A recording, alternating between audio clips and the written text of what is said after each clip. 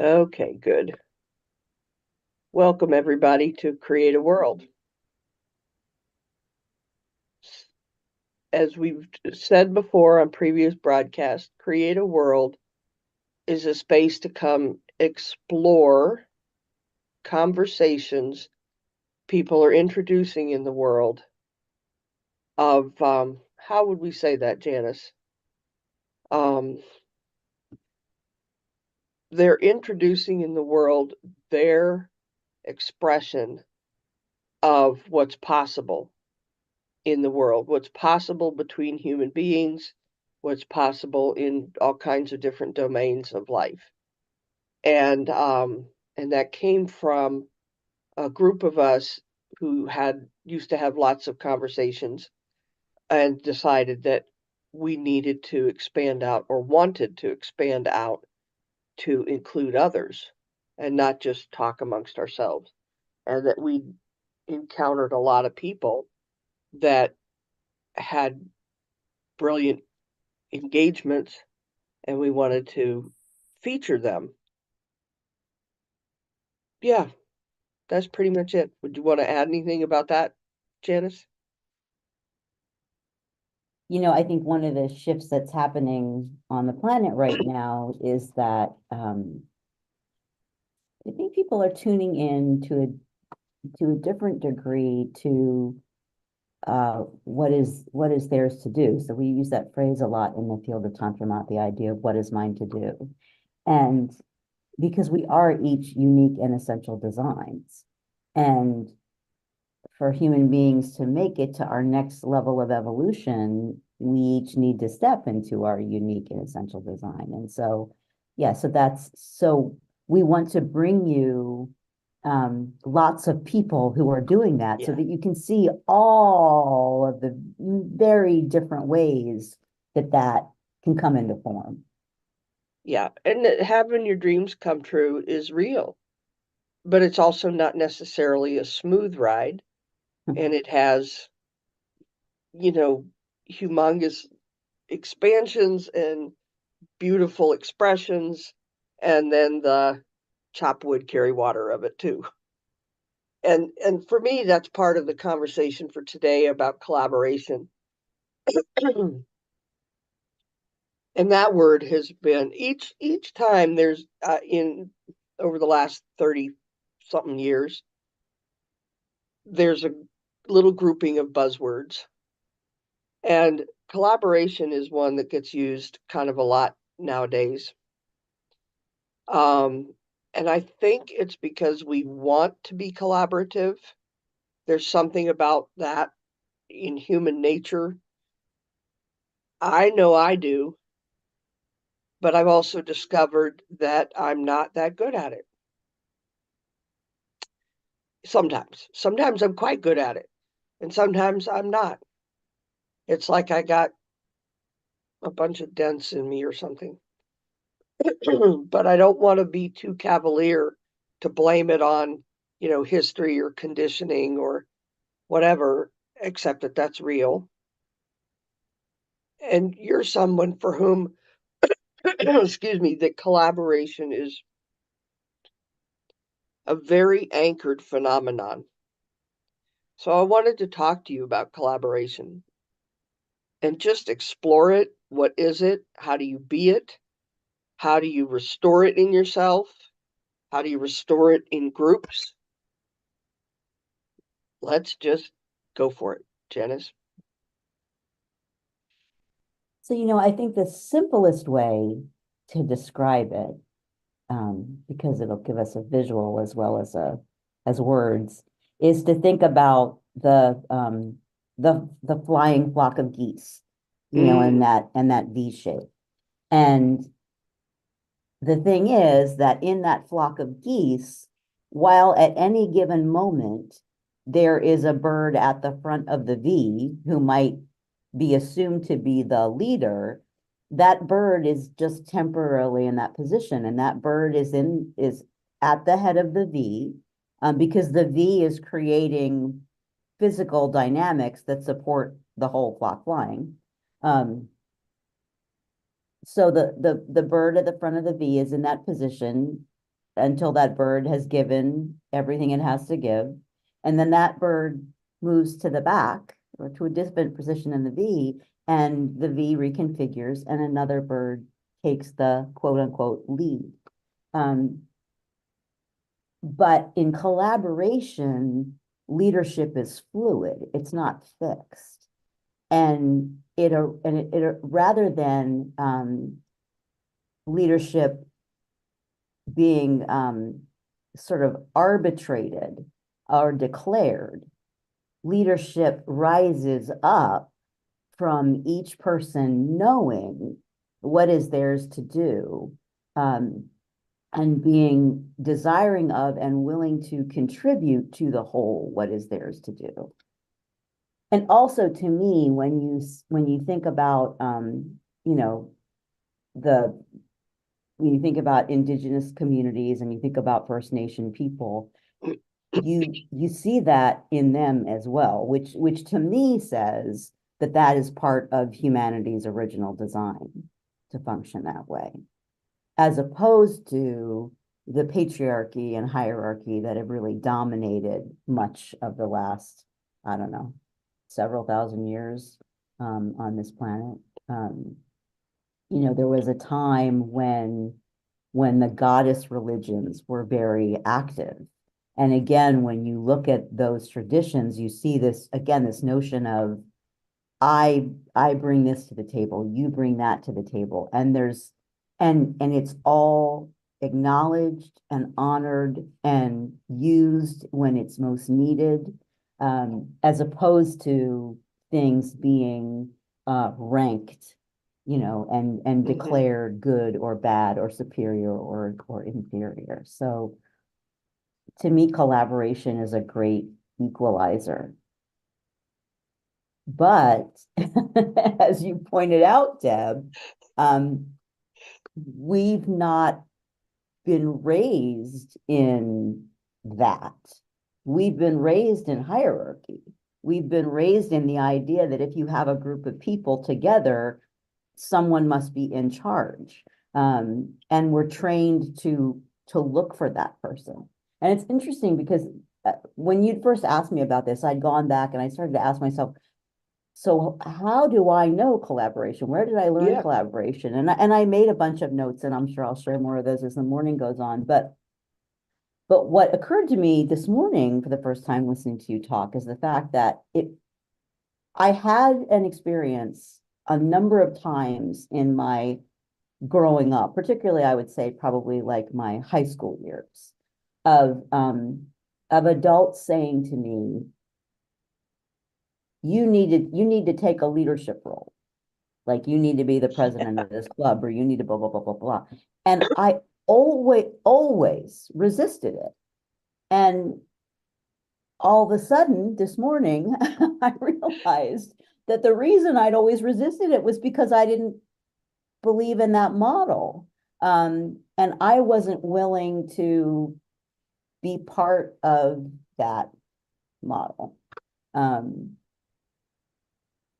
And I much prefer to be in collaboration with people who are all moving, because one of the other things about collaboration is there's shared intent, you know, and often shared purpose. And the idea is that we are all working towards, you know, towards something that we share, a vision that we share, a dream that we share. And it still can show up in different ways in different people, but there is some unifying force in true collaboration.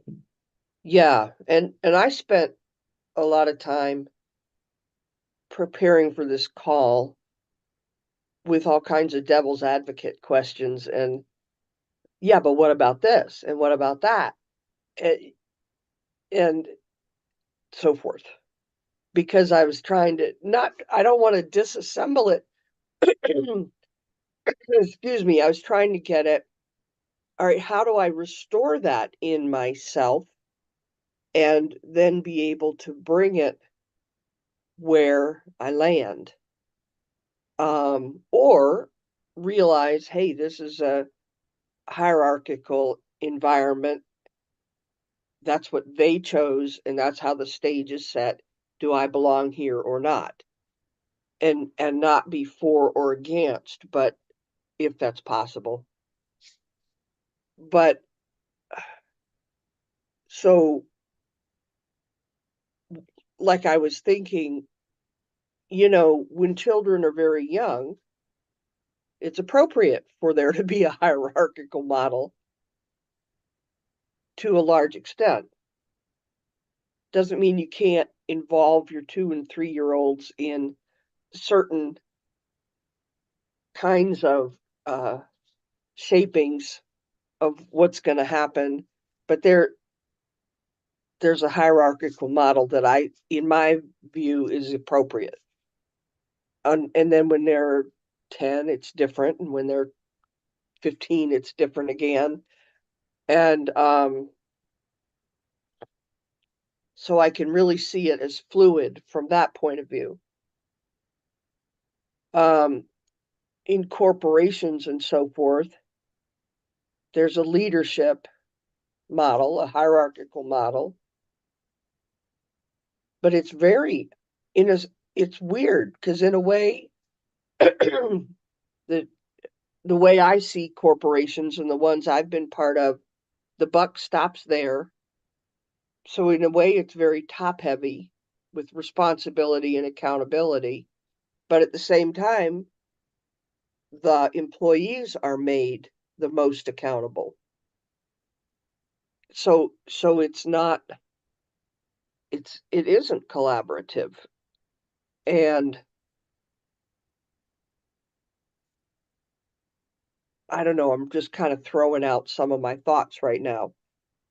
But Yeah, I mean, go go ahead. ahead. Well, no, again, I mean, I think it's important to recognize that the culture that we live in is steeped in hierarchy. Yeah, so pretty much everywhere you look, you see hierarchy because um, that's our programming. That's that's I hesitate to say that's what feels natural to us because it certainly doesn't feel natural to me, but Mm-mm. it's the common, probably that's the way to say it, is that I think it's the most common interaction pattern that we see in our culture. Um, and yet, when you look at where things that are happening that are sort of really moving and shaking, when you look at companies that are really thriving, you often find that there is collaboration. Now, that doesn't mean that there's not still somebody that has CEO by their name or CFO or whatever, but there is um, and I don't know a lot about Apple, so I'm definitely not, promoting them or saying all hail to Steve Jobs. But I remember stumbling upon a quote from him a couple years back where he said, I don't hire smart people to tell them what to do. I hire smart people so they tell me what to do. Um, and again, while the language is imperfect, to me, that's the spirit of collaboration. Again, it's the Yeah. idea that everybody has something to bring to the table. Um, and when you create a platform where they can do that without some of the trappings of hierarchy and patriarchy, which is, fear, fear of being shamed or rejected or all that sort of stuff. Get out of your lane, stay in your Right, lane. right, right, Yeah. right. Um, so so true, like you said, true collaboration is it's rare. Um, and that's to me, that's because there's part of us it feels uncomfortable, like because it's not what we've known. And so, for instance, I, for those of you who don't know, I spent the bulk of my adult life working for public schools, um, which is I experienced as a very hierarchical institution. And when COVID happened and that sort of revealed many of the weaknesses in the Mm-hmm. system, I was really hopeful that people would take a look and go, oh, and hey, now here's a perfect opportunity to reset. That's not what happened, because people were so anxious to get back to normal that they went back to doing the way they were doing things before, even though they weren't working. And so, and consequently, October 2023, I made a decision to step away from the public schools. And I'm like, you know what? They're not quite ready for collaboration. When they are, I'm here and I'm ready to jump back in the game. But and I was having almost daily conversation with people in the work that I was doing about the fact that our profession was needing to shift to a collaborative model to survive. And yet there was still so much resistance to that. Yeah, and that's the sort of thing, like I was an adult before I knew that people like Henry Ford, who invented the way to mass produce the automobile, who else? Robert Kiyosaki, who's a really big financial mogul, and quite a number of other people, they all said the same thing you said earlier about Steve Jobs. I hire people smarter than me so that they can tell me what to do. And Henry Ford, I remember reading that he said that he was pretty much just kind of average. And he had an idea and he had a capacity to rally people, and that was kind of his talent. And somehow it was the buck stops there. I don't know the whole structure, but I've always wondered about that. The teachers are the ones on the front line. The teachers are the ones who see the children daily, know their needs, and being told, no, you have to do the curriculum just exactly like this because somebody this far removed from the children say that's what's best. None of that ever made sense to me. But as much as I applaud that model, I'm not very good at doing it at all. I'm pretty introverted, especially at this time in my life. Introversion is serving me. And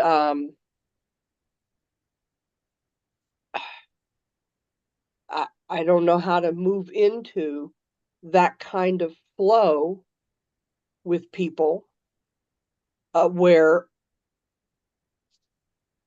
I just don't know how to do it, especially if who I'm walking into is not really conscious.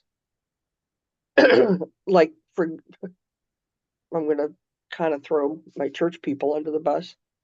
They're lovely people, but Christianity was never, and I really mean that, but Christianity was never meant to be a hierarchical model or patriarchal.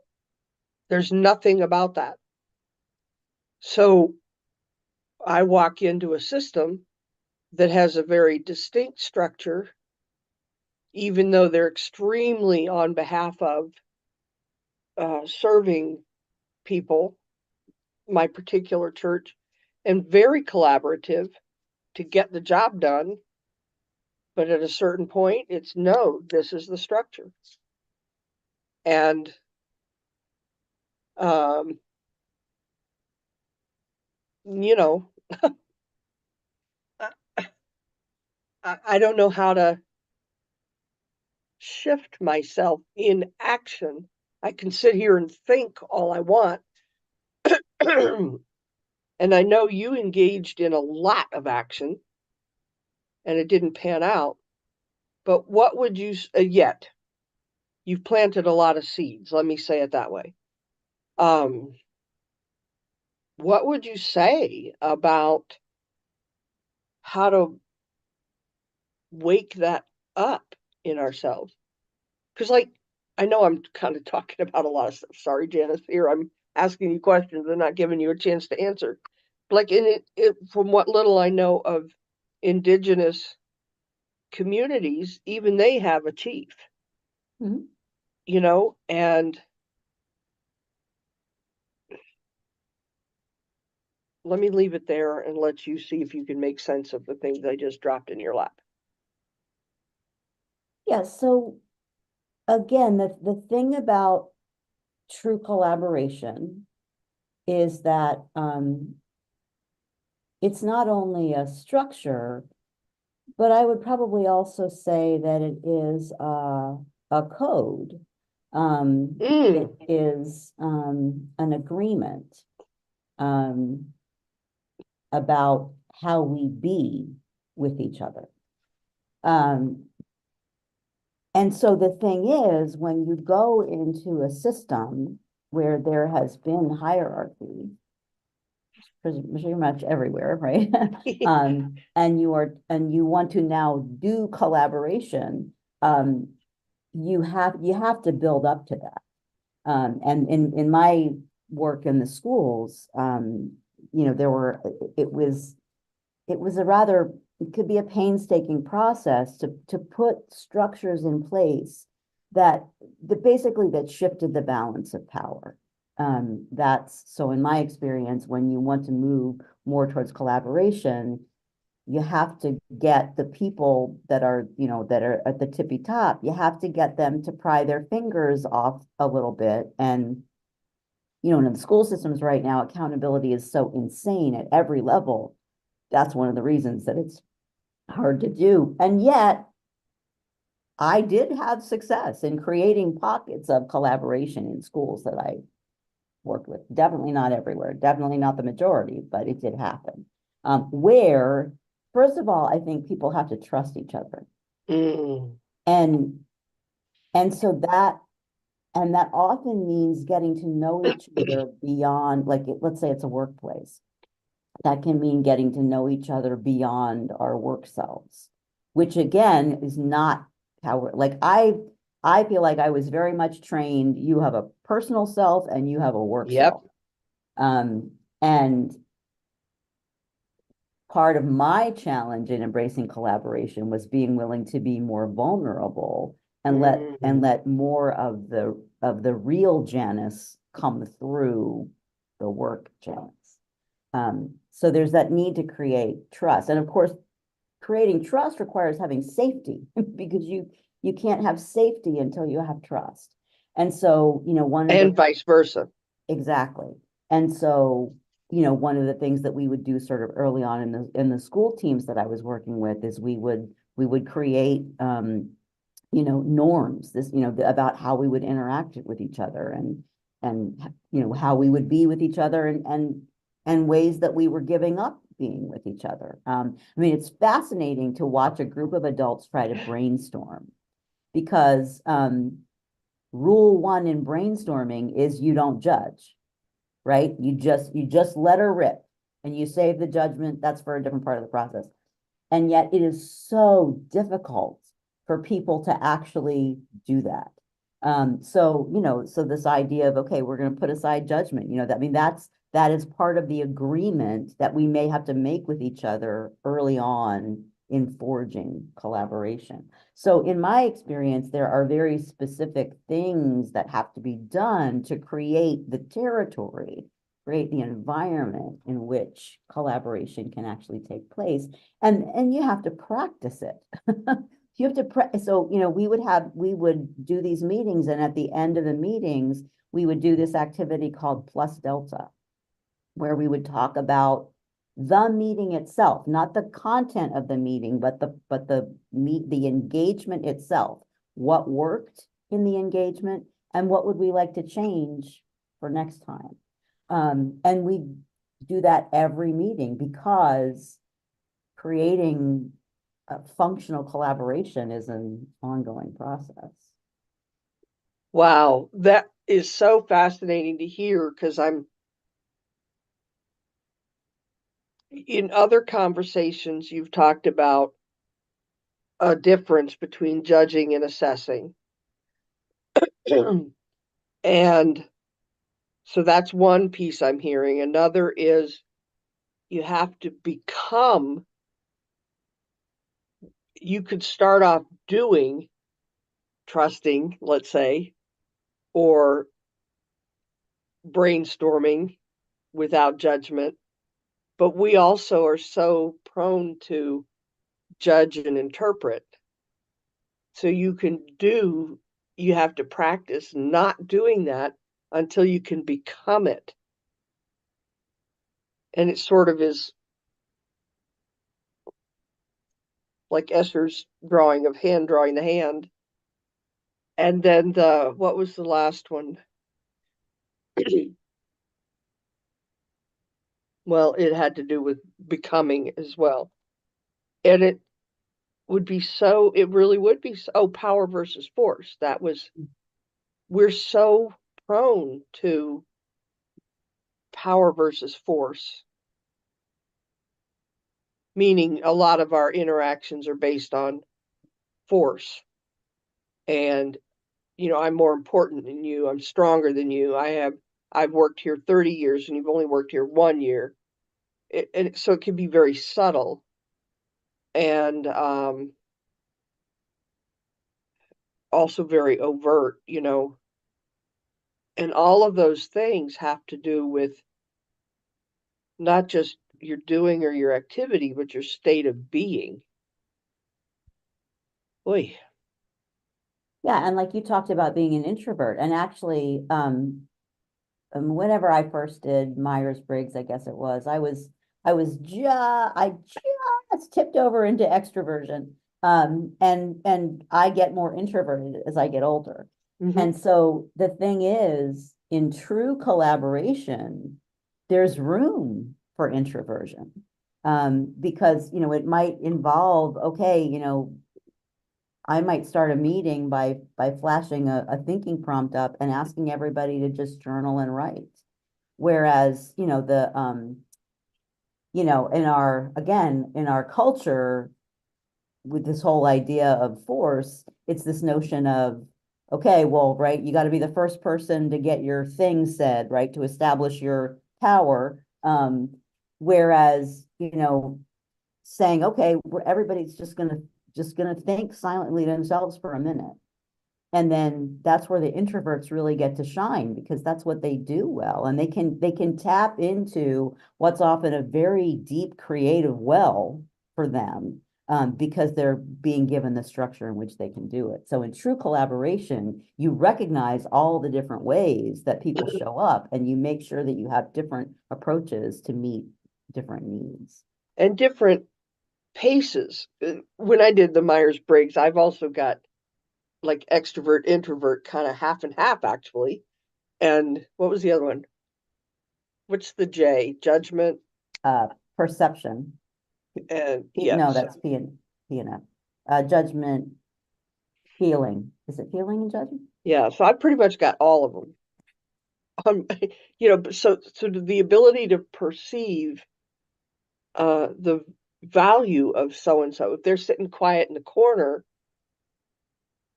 some days it might mean they don't have something to offer into the conversation. Some days it may mean exactly what you said. They're simply the quiet or introverted or still waters run deep, and they require a different pacing in sharing as opposed to the me, and the more extroverted. Right. And our society values extroversion as well, um, highly. And so collaboration is not simple, No, not in my view at all. no. It's and I think that's one of the other reasons why we so often default back to hierarchy, because hierarchy is arguably a much simpler Simpler. structure. Right? It's Yeah. simple, it's clean, there's no guesswork. That guy with the stick is in charge, and he gets to hit anybody that, does something he doesn't like with the stick, and we all know that's the deal. Whereas in collaboration, it's shifting sands, right? It's like the structure, the crystalline structure is continually Mm. rearranging itself. It's liquid, it's not solid. Um, and uh, and that's unsettling when we're used to very different group dynamics. Yeah, it is much simpler to just do what you're told, Mhm. do as I tell you, because that's the, company policy, do as you're told because that's a state mandate. whatever it is, and or I'm the boss, and but I mean, it shows up everywhere. It shows up in movies, it shows up in daily life in all kinds of ways where that just isn't really satisfying for people. It just isn't satisfying, and to have to buy in to have your paycheck and so forth and so on. And I remember reading, um I can't remember what it was, but I was reading about someone who got hired into a big leadership position,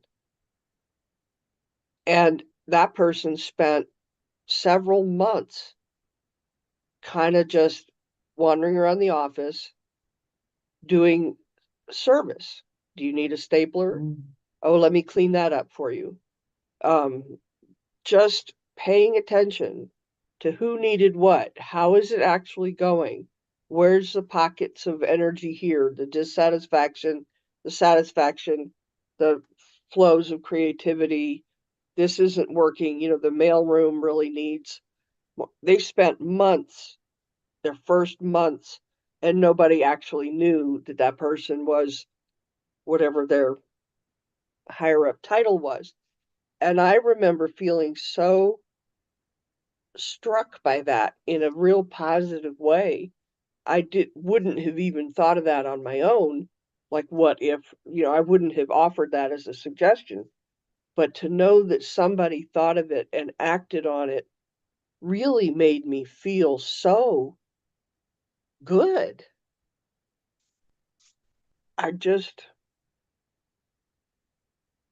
I don't know. It was really, it actually gave me hope for humanity, you know. Um, Well, and in my experience, true collaboration does feel really good. And it feels, I mean, I hate to use this word, it's just the one that's coming to me right now, but it feels right. It feels like the proper fit, like the way things should be. And it's for me, it's a very energizing experience. hmm Um, and it actually can create excitement, and again, if you think about your typical work meeting, it doesn't usually generate feelings of excitement and, oh, I can't wait to do that again. Right? But in true collaboration, something is being sourced, something is being created, and everybody knows that they had a part in that. And so that experience of creating something positive together is just it feels really great, and it makes people want to do more of it. hmm And so in my experience, you get a much better, if your goal is a product, you get a much better product when you generate it through collaboration. And another example that came to mind as you were just talking, in an agency I worked at, we had case presentations. So, and since it was a teaching position, it was we were there to get our postdoc hours. And so instead of just having the different postdocs present a client situation that was stumping us right then, the the staff members did it too. We had our rotation, and usually we did it just alphabetically, and they presented a case as well. So we got to see, even though they'd been practicing licensed psychologists for however long, because it varied, we got to see where they got stuck, what was difficult for them, what was their comprehension of the client's situation, and what was personally difficult, because that's part of how we used case presentation is what's what gets pinged personally, what gets tugged on, Mhm. And it was so helpful for me to get to see people who are,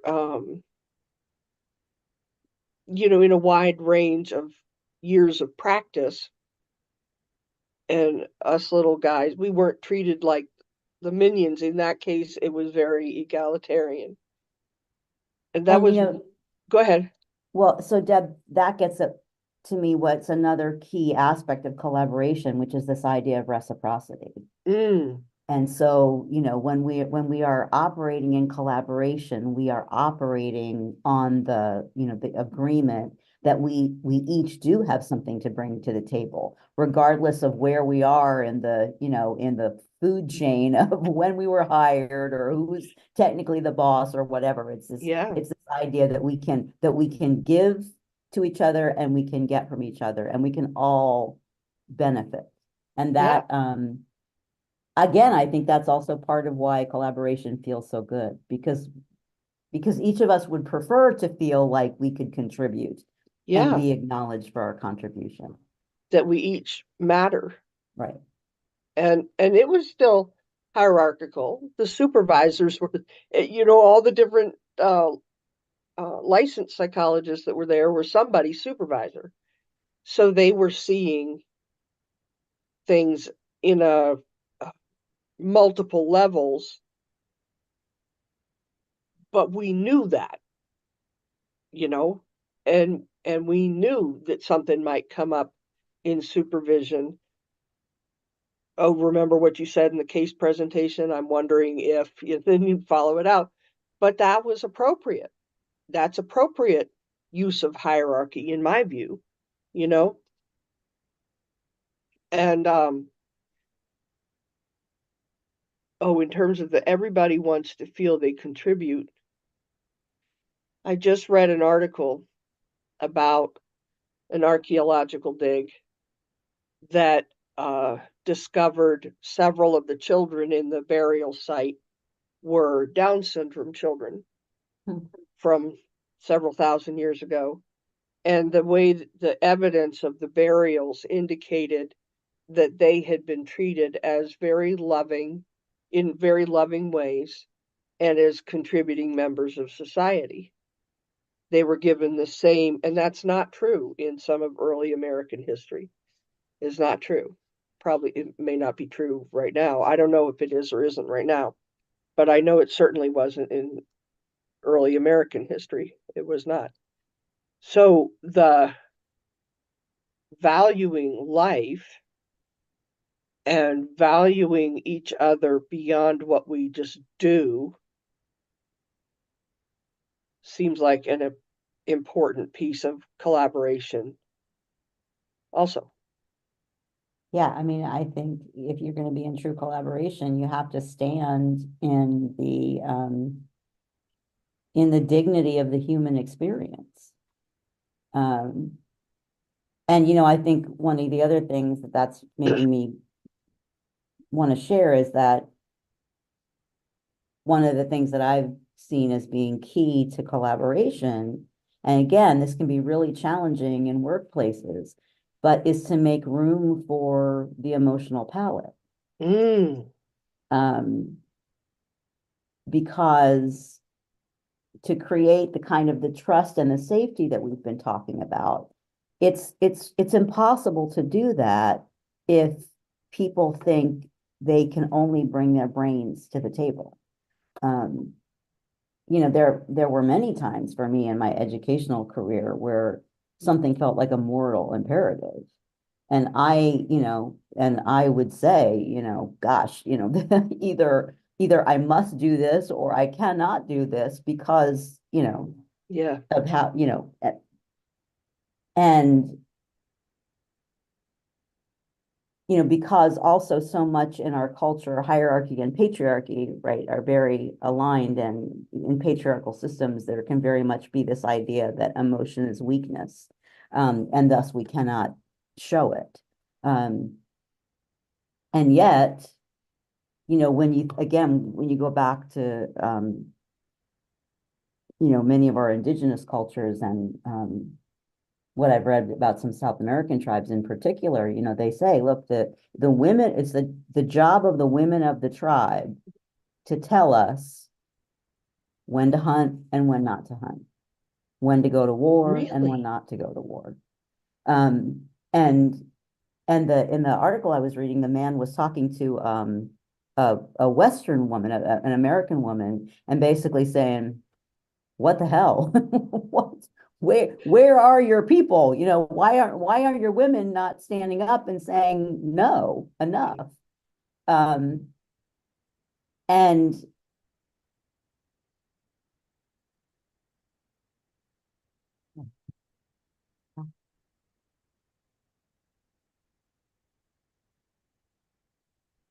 Whoops, I think we're having a little bit of technical we something. are.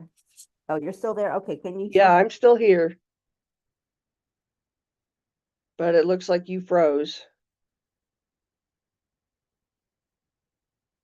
In case people can hear me, Tantra usually gets on and run what we call run the board and connects us to YouTube and all of that. And she was having very big windstorms where she is, so it may have knocked the connection out, even though she made Janice the co-host so that this could be balanced out if something happened. But it happened. And there we go. Bless Janice. Oh, Tantra just put on the chat, it isn't me. Okay, so I'm not quite sure what just happened, but Janice will get back on as soon as she can. As soon as she can. And I'll just add myself. All right, that's cool. It's Collaboration in progress. It's so interesting because I was just thinking, I was listening to you and Janice, and I was, by the way, everybody, you're in my kitchen because I was in here making sure it wasn't me. But I was walking in there thinking about when you post something on Facebook or Instagram and you make a comment about it. And I was thinking about listening to you and Janice, and it was like a newspaper title came over in my head, like, are you letting her know that she's not on? No, she said she's restarting. Okay, great. And I was just letting her know I heard her. Okay, great. But I was thinking about the quality of the conversation you all were having and how you, as someone who pays attention to how people are treated and how they suffer from how they're treated, and then to listen to Janice speak about the system that teachers and students have to exist in. It was just such a beautiful compliment and flow of two separate and yet not separate attentions on wow. On things, and how it had almost not almost, but it had like a harmonic to it that I could hear because I was having to leave my computer right next to the modem just in case. That's why it's not me. Hi, honey. I just popped down and was commenting on the two of you. Let's see if she can get. No, she's connecting to audio. I don't think she heard you, Tantra. Yeah, I just popped on so that I was just telling Deb that it was so interesting to listen to you all in the background because it was such a harmonic of what your interests are and what Deb's interests are. So Deb's talking about the down children buried, and then you're talking about the system that we have to live in, and it was just a really beautiful harmonic. So I guess I better take myself back off, but I might pop back in. I don't know. I'm like behind the curtain on the side of the stage. And the interesting thing about that is it wasn't feeling like different domains to me. It really felt like one conversation, one stream. The same thing is what I really want to say. It felt like the same thing to me. So well, and I think that's another, and I'll just put in there that, if anybody has any doubt about how groundbreaking what we're talking about is the fact that my computer did something that it's never done before. I feel like that's a good sign. So anyway, but that's, again, to me, that's this beautiful thing about collaboration, right? Because in collaboration, you can see sort of a connection of what could appear like discrete or separate interests being woven together in the creation of something new. Because when you allow each person in a collaboration to show up as a full being, so to me, that means their body, their mind, their emotions, then there's so many different pieces then to each person and what's going to be important to them. And, you know, one person may have a focus on the particular product that's created. Another person may have a focus on the rollout of the product so that the people that are going to be using the product feel like they're supported, right? But when everybody kind of comes with their what's important to them, you get a much bigger picture of what's important. And thus you are more able to meet and respect the importance as you're standing at the gate. Yeah, and that reminds me of two things. Like, I was just watching kind of a dorky movie, one of those happily ever after things. And in the plot, the town's factory was going to have to be closed because the CEO's in a separate city. Just looking at the spreadsheet, it wasn't making enough money. And they each came together with their expertise. You know, the one who runs that machine and the one who knows how the products are wrapped or whatever they did in the factory. And they each came together, and the people of the town brought them lunches and, you know, all of that. And how many of the kind of feel-good movies we watch actively demonstrate what you just said. And that's part of why I never thought about it, but I at least gravitate to that. And the other point is that while we're talking here, it never once occurred to me we were coming from different orientations or points of view or capacities. That's really what I want to say. Not even one time did I think of it. It was the same thing to me. And I get shocked when there's not that. I don't ever seem to know how to be prepared for it might not be that way because of the world we live in. And I've been on the planet a few years. You'd think I'd figure it out, but I don't ever when I'm into the kind of slipstream that we're in here. Never once dawns on me. And I don't know how to manage that or prepare for it except to figure out how to tend to myself when I get slammed or when I run into a unexpected hierarchical encounter, you know, because I'm in this mode and here comes the other mode. Don't know how to... And you know, and I mean, I think that's the challenge that we're all in right now, is the systems that we've known are dismantling and new systems are on the rise. I mean, and I think, you know, you'd said something early on in our conversation about, you know, sort of having the wisdom of knowing when you can, you know, have influence to bear on the situation or when you just need to walk away. And I think, you know, because I left teaching twice in my profession. I left for the first time after about 12 years, I think it was. I took a leave of absence. And then I went back to teaching. But the first time I left, the conversation that I was having with myself is, am I willing to finance this structure with my energy. You know, recognizing that if I am, you know, coming to work every day and doing things, and, you know, that I am paying into the system, if you will, with my energy, and am I willing to do that, and feel like I can still be in integrity? And the answer was no, I can't do it and feel like I can still be in integrity. So I left.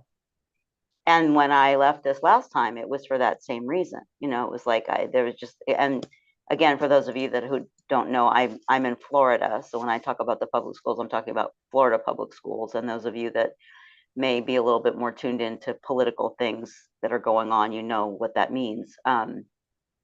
But it was, you know, it was definitely day after day after day of me having to declare not where I'm standing.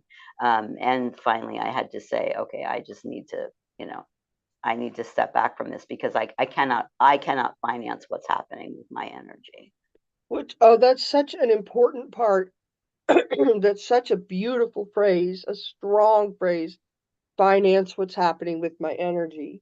So that tells me that energy and well-being, as well as kindness, intelligence, whatever, communication skills, those are all currencies. Wow. And I'm not going to try to do anything with that. The second point is that your recognition of that and taking ownership of your currency.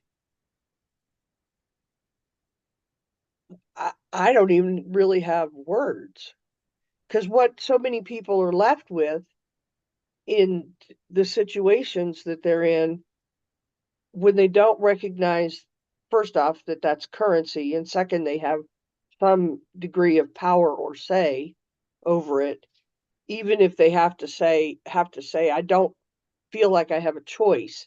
I have to have this paycheck until I figure something else out.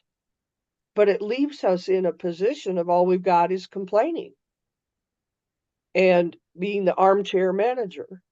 It, like, we haven't figured out where's our power, you know, and what are our capacities, and what do we bring to the table beyond what's normally considered to be the skill set we bring to the job. You know, like your energy is a big contribution to the job, not just your teaching skills, which is multidimensional itself. Wow. You know, and part of it, Deb, I think sometimes is being willing to show up in our power, even when we haven't explicitly been given permission to do so.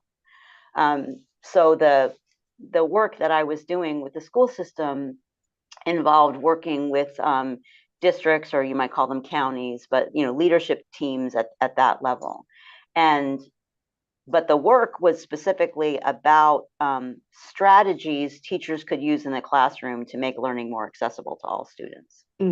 And so the work that was really being done was being done by the teachers in the classroom. And so when I would set up a district team, I would say we have to have teacher representatives on the team, because they're the ones that are really doing the work. So if we want to know what's working and what's not working and how we might need to shift or flex, we've got to be hearing from the teachers. And to a team, every single one of them would explain to me why that wasn't feasible. Well, it's not feasible for all these reasons. And I would say, I hear you, and we still need to have this happen. So what are we going to do? You know, how are we going to shift our way of work or whatever, so that this critical piece of it can be in place? And when I started teaching, or when I started this grant work, where I was working sometimes even with superintendents of school districts, the highest up I had ever been in the food chain, which was a was an instructional coach, which some people might argue is like a level above teacher, but really I still had teacher on my contract. I had never worked as an assistant principal. I had never worked as a, district, special, anything like that. Mhm. And so I think people viewed my putting a stake in the ground about the teachers as kind of ballsy. Mhm. But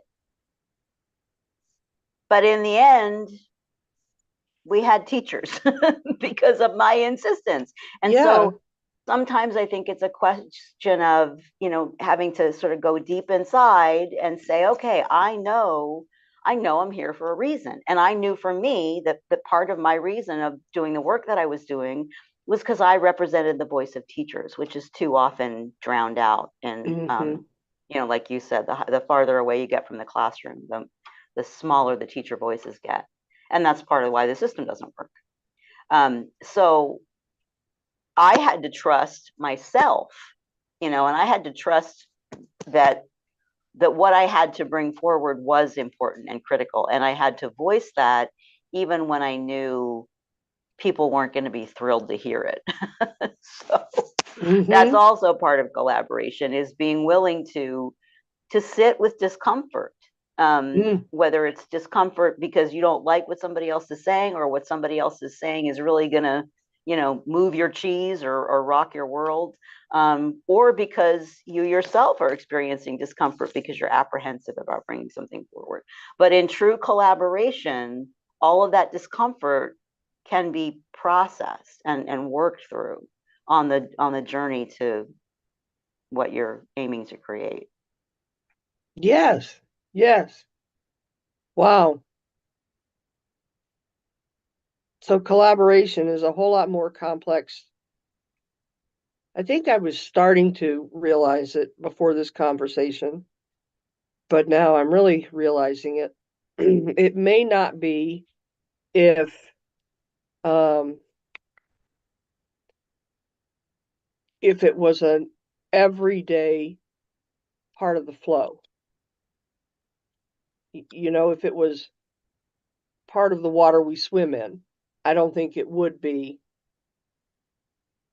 so complicated. Maybe it would be because people are complicated. Maybe it would be. Huh. I don't know. I'm going to have to sit with that one. But for me, it's worth getting more and more aware about and more engaged in all the sides of it that I can at once. Meaning, what do I have to change about my own being or my own actions? Um, what do I have to bring to the party at any given moment, I suppose? Right. And I think, and being willing to tune in to that, that wisdom that we all have, to say what feels right here, what feels in flow, in alignment, versus what feels out of alignment. I mean, Mm-hmm. I think for each of us, once we've had the experience of an unhealthy power dynamic, we start to question the idea that those particular dynamics ultimately provide safety, quote unquote, because they really don't. Yeah. What they provide is consistency, or Mm. knowing what's going to come next. But that's not the same thing ultimately as real safety. No, it's not. And we're down to like 30 seconds before it's time to go. This is a very dynamic topic. And I really, really appreciate you coming on and engaging together about this. My I pleasure. really do. Wow. Wow. It's just a Exciting lot. stuff. It is exciting stuff. It is exciting stuff. So thank you very much, Janice. I Yeah, my appreciate it. pleasure. Thank Yeah. you, Deb. All righty. Bye. Bye.